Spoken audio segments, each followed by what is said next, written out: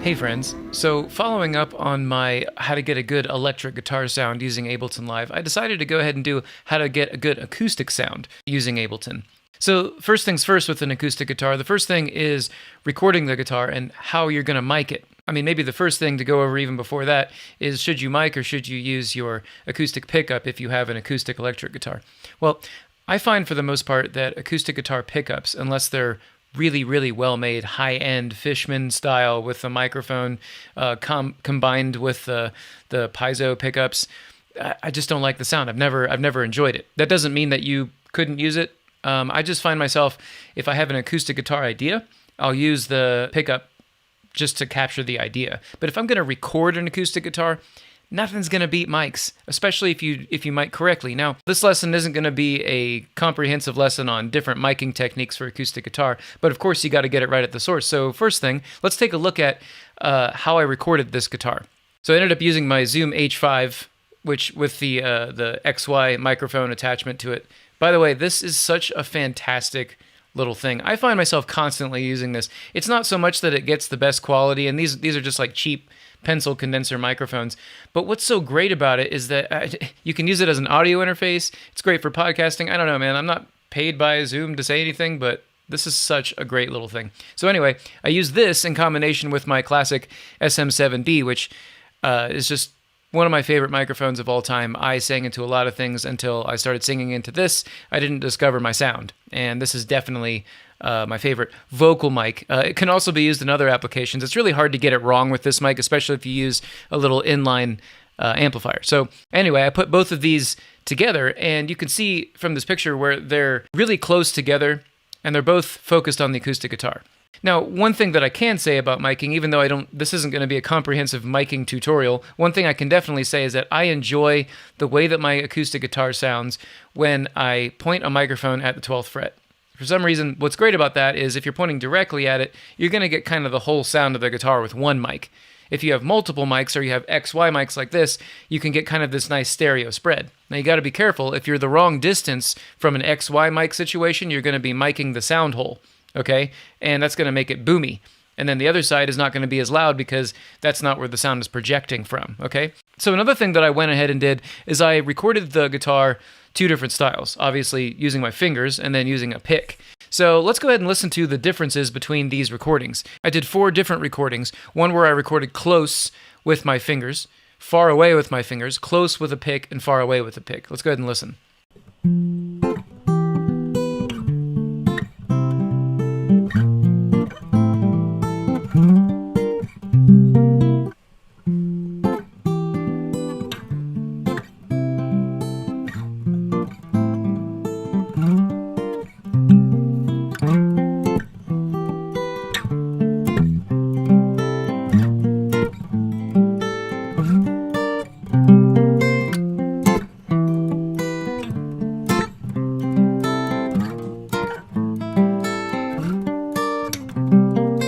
So let's go ahead and solo out some of these microphones and take a look and discuss what's going on here. So the top purple one is the Zoom H5, and let's go ahead and listen to, this is where I was close just playing with my fingers.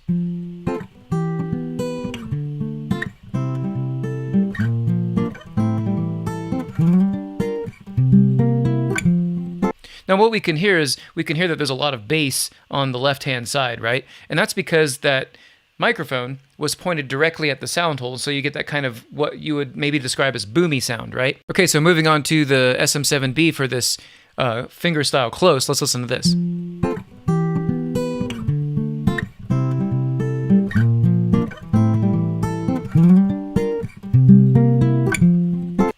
Now, I didn't change any settings on the microphone itself. This is totally flat. You could actually roll off the lows or give a little boost. It has a little boost thing for like boosting the warmness of vocals. But I didn't have any of that engaged. It was just totally flat. Now, when you listen to this, I actually kind of like this sound. This is a nice warm tone. Obviously, the bass frequencies are wiling out, and we're going to get to that. But this is a pretty warm tone, okay? Sounds pretty good. Sounds pretty balanced. Now, when we go to the next section, let's listen to the H5s.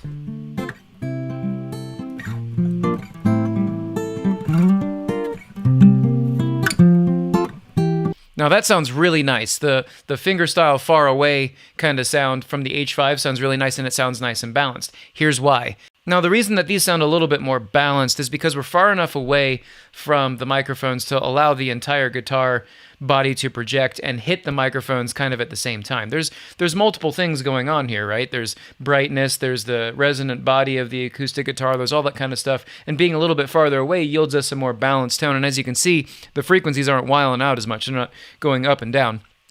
Obviously, that also has to do with how I played and if I played well or not. So moving on to where I was using a pick and I was up close, take a listen.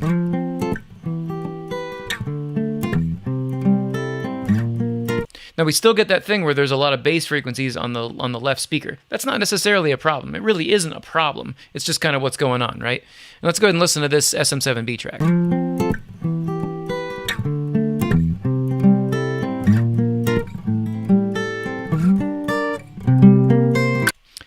Kind of like that. It's kind of like the full Monty. I get tight bass response, and I also get the bright picking. All right, so then finally from far away.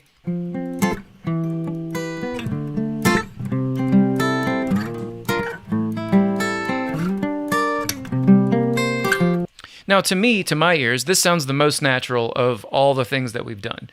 But also at the same time, there's a caveat here, and that's that I can really hear the room, okay? Because I'm picking from far away and I'm listening to the condenser mics at this point, the room is getting picked up, right? You're hearing the echoes off of my walls, okay? And you can hear that this is a 12 by 17 room, okay? You can hear the room in there. So if I'm doing a lot of compression here, the room might start to really take over my recording, okay? So that's something to keep in mind.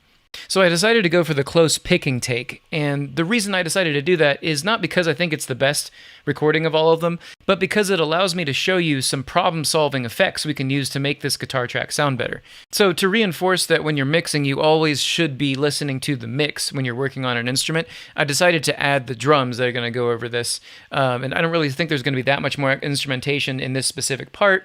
There might be some lead guitar, which I'll record or whatever, but let's go ahead and listen to this now.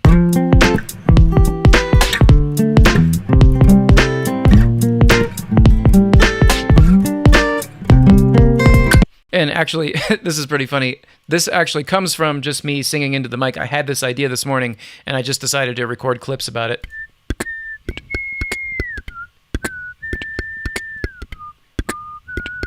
I'm like whistling the lead melody, right? And I should say that that's one of the advantages of Ableton Live. You can just, if you have an idea, you can get it down super fast, and then the ideas that you get down super fast, you can drag and drop them into arrangement view, arrange your song around it. The speed upon which you can get the idea out of your head and into the DAW is so amazing. And also, a really quick plug, I have a super comprehensive Ableton Live online course dedicated to this process, writing music, writing songs, using the technology available to us these days. Ableton Live is one of the most amazing things I've ever discovered for songwriting.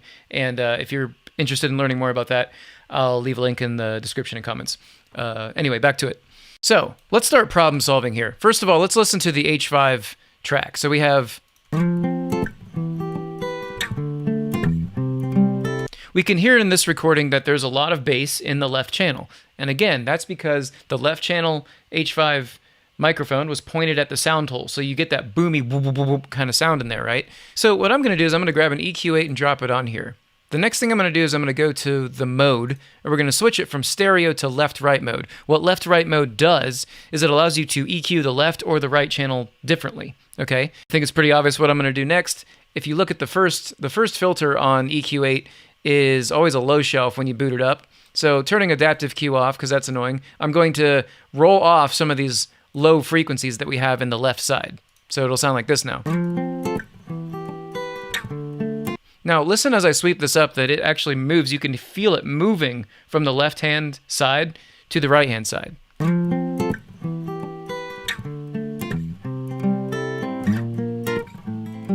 Now what you want to do is sweep this around until you find a spot that feels good, like a sweet spot.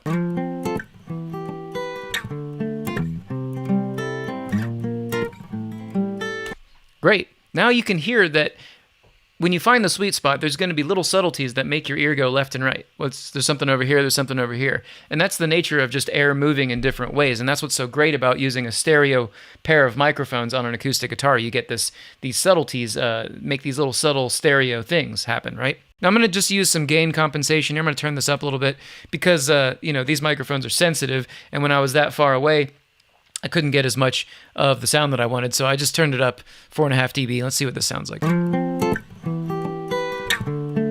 Okay, so then moving on to the SM7B, let's listen to this.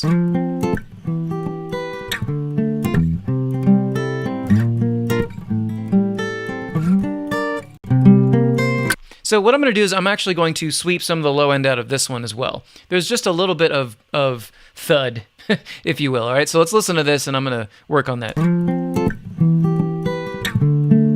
Yeah, around 160 hertz gives you that boxy kind of sound. And what is that boxy kind of sound? It's actually the body of the acoustic guitar. It's probably a resonant frequency going on.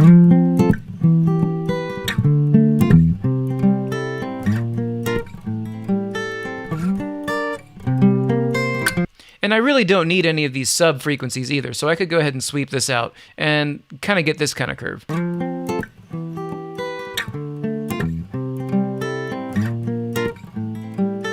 Okay, and I'll turn up a little bit of gain to compensate. Now we're going to combine these mics together. Let's take a listen. And I should say one other thing. With these H5s, I could grab a utility, okay, and drag it and drop it on here.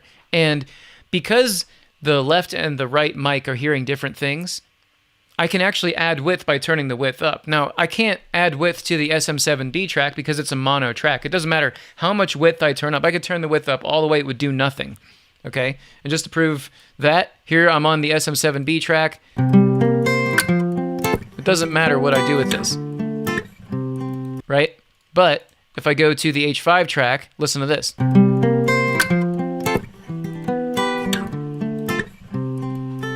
Listen to all that width I have.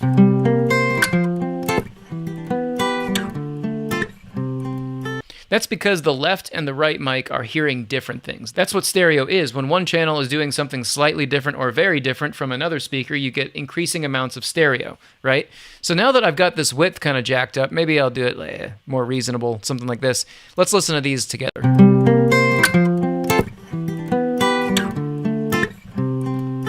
Awesome. Sounds great. Now, the next thing that I'll do now that I've processed each one of these channels individually is I will group them together.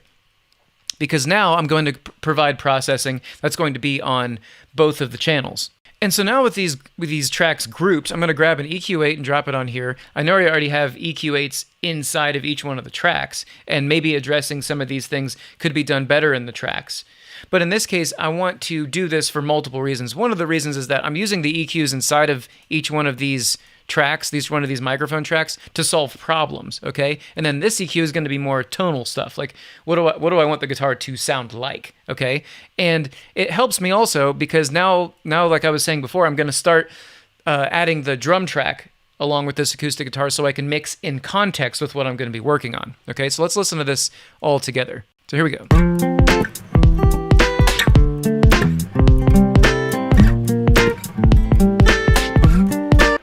Now, one conflict that I'm sort of hearing is the acoustic guitar and the snare drum, the low part, the resonant body of the snare drum, are kind of playing the same frequencies, and it's kind of obnoxious to listen to. So what I'm going to do is I'm going to start working on that.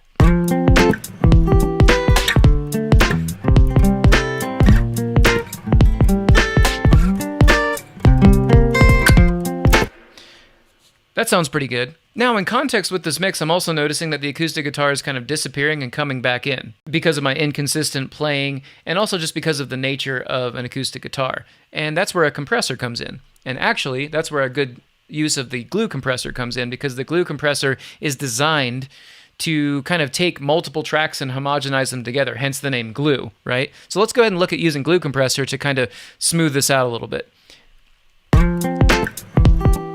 Now, obviously, glue compressor isn't going to do anything if I don't pull the threshold down. Basically, the signal has to pass the threshold in order to start compressing, right?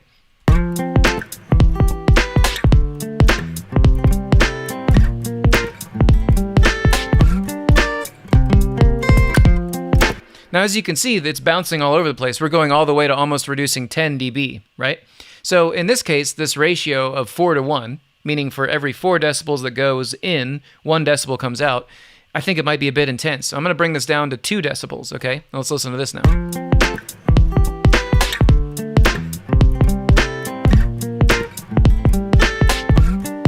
And now since we're kind of turning down an average of what does that look like, about 3 dB, I'm going to turn the makeup gain up to make up for that loss, okay? So let's listen to this now.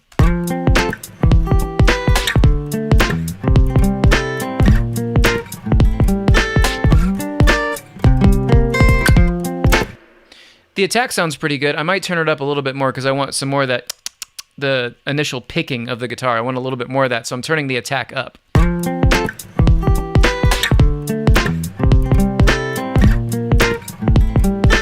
Now the attack sounds pretty natural. Now the cool thing also about Glue Compressor is these, I know it doesn't have a variable control, so you might feel like it's limited, but it actually has an auto release feature that actually shares, according to the manual, it shares 2 different release times.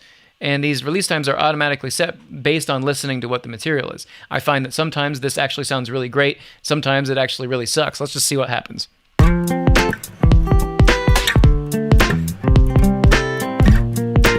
What we can see going on here is that there is, look how slow that is. What we can see is that the release time is reacting very slowly.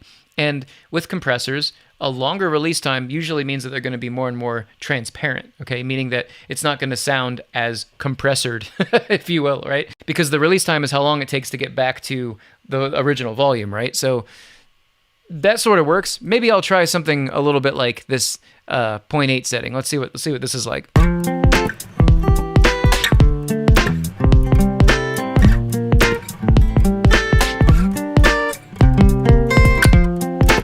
And that's kind of got this that's the classic Glue Compressor sound. It sounds gummy. Some people like to describe Glue Compressor as grabby, okay? It grabs certain things. It grabs transients that are wild and it grabs them, right? That's another way to think about it. So now you might be thinking, hey, Anthony, why don't you boost the treble? You know, this is an acoustic guitar. Boost 12K. Come on, let's go for it. Cool. If that's what you want to do, that's great. I'm thinking about the mix, though. In this case, I think maybe a better way to get more brightness out of this guitar is actually to look at something that you might not commonly think of. I'm going to grab an overdrive, okay? Now, check this out. If I play it just like this, it's going to be... No. That's not good. But what's cool is that I can focus in on doing something that is becoming a more and more modern mix tactic. And this is generating harmonics. Okay, that's what saturation does. Overdrive is a saturator. But I can generate harmonics in a very subtle way to boost the treble. If I go ahead and just willy-nilly pull up, what is this? I'll make this a bell curve. If I just pull up, what's a common, 10K is a common, maybe even higher, 12K for acoustic guitar, you get that, the picking, right? I could do that, but what's going to happen is that in the areas where I didn't play those specific picky frequencies and areas where it's kind of more dull, we're going to get this situation where the acoustic guitar is now bouncing in and out of the mix again, okay? So instead of just default reaching for this, let's try to use the overdrive to do this. Now check this out. I'm going to make a broad, this is an EQ, okay? I'm going to just broadly boost the top end, starting from the presence area, which is, 4 or 5K, right? And I'm going to just broadly boost this. Now, if I play this, of course, horrible. But if I pull the dry wet control all the way down, okay? It's the same as having the overdrive off. Now I'm going to turn the dry wet up a little bit. Listen.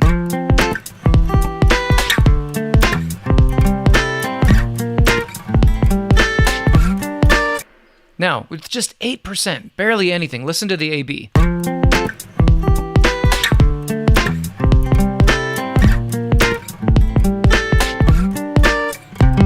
So that sort of works. I kind of like that. But you know what we could do? We could dial this in even more. We could bring this up to, I'm going to try to go around, 7K. And I'm going to roll off some of the top as well, so that I'm kind of more focused in on this area right here.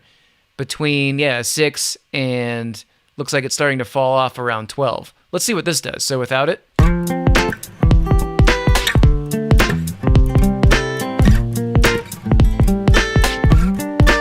It's almost like, let's listen to this solo, just so you really can hear what's going on. I'll play it from a different area. In fact, let's just repeat one specific area so you really can hone in on what this does. So without it.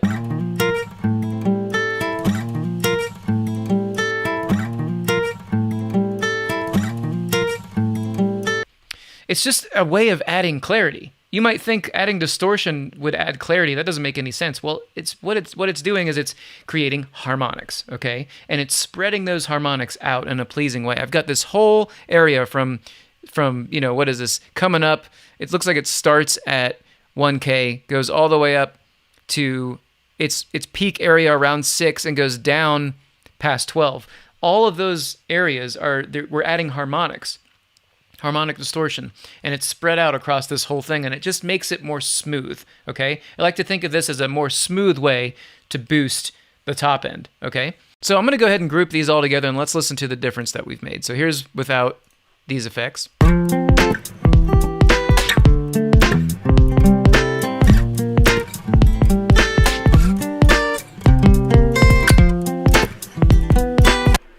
Now, you might be like, well, that's a lot of distortion. And yeah, it is. I'm using the overdrive to really try to... I wanted to make it so that you could hear it. So really, in a realistic setting, I might have this more like 5 or something like this.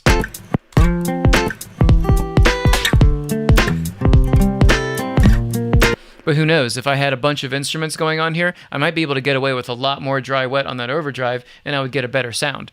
So you might have noticed that I didn't reach for a reverb right away. And a lot of the time when people are recording acoustic guitars, they reach for reverb really quick. And the reason I didn't reach for reverb right away is because reverb has a great way of covering up a bunch of things that you did wrong. And so it's really important to get it right at the very beginning. And there's multiple inception layers of getting it right at the beginning. I mean, first of all, you want to mic correctly, okay? The next, you want to process correctly the signal itself in the insert, right? Insert meaning within the track. And then finally, we can move on to the return effects that are really going to send this sound, right? So let's just look at that. I'll dial in a quick verb setting. I want this on high. I don't want all the frequencies in there. I'm going to turn the pre-delay up a little bit because I want this to be a slightly larger space. I'm going to turn, decay time, that's probably a good setting right there. And maybe I'll make the room size medium. And let's go ahead and feed this guitar into here.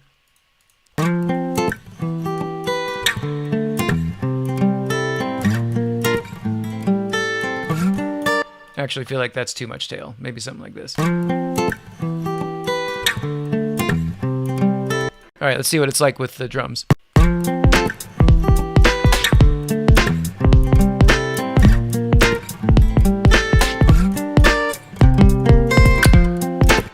Now you'll notice that adding all these tracks together kind of made the guitar shift a bit to the left. What I'm going to do is I'm actually going to take the SM7B track, because it's a little bit darker than the H5 track, and shift it a bit to the right and see if that balances it out.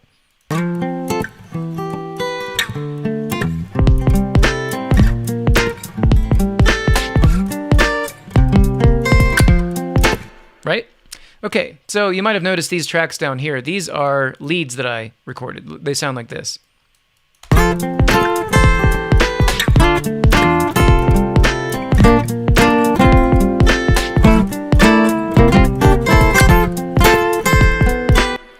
Now, when you're recording with the same mic, something you could do is just copy some of these problem-solving things that you did within each track and paste them into the other tracks.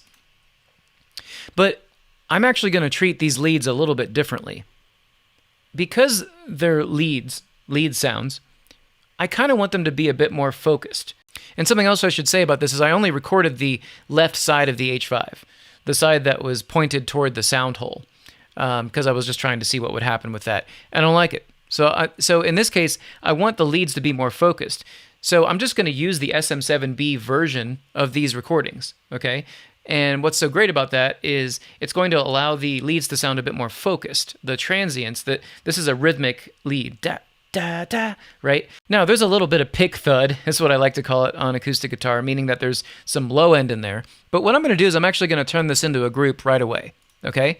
Now, the reason I'm doing this is because both of these tracks, for the most part, are making pretty similar frequency content, and there's no real big issues that I need to fix within each one of these. So I've made this group, and I'm going to call this group leads, okay? And what I'll do is I'll grab an EQ8, and I'm just going to take out some of that low end that I don't need, right?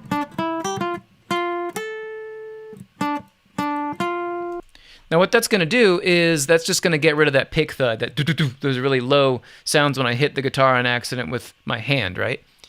Now something else is I'm going to try to focus in on what are the frequencies that the other instruments aren't making that I could make these leads make so that they have their own unique area.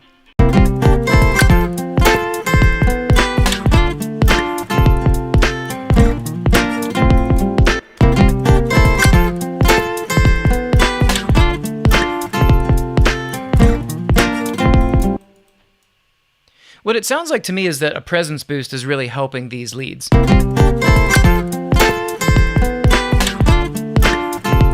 Because the rhythm acoustic guitar has kind of has that bright kind of like saturation thing going on. I think a presence boost is nice. And I'll bet another thing that would be nice is to kind of take some of that low snare area out of this.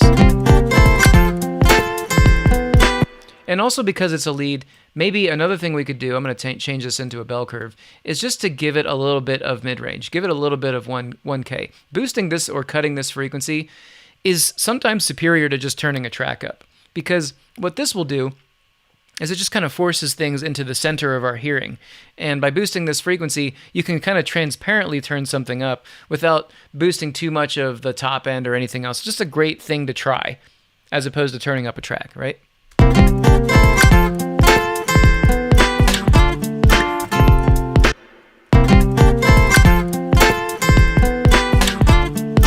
And now, of course, because there are two tracks here, I could pan these left and right a bit and get a little bit more space in the mix. So let's try 15 left and 15 right and see what happens.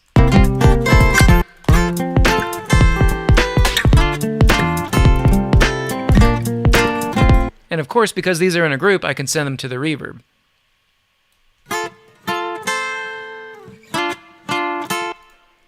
All right, so with all this mixing, let's see what we got.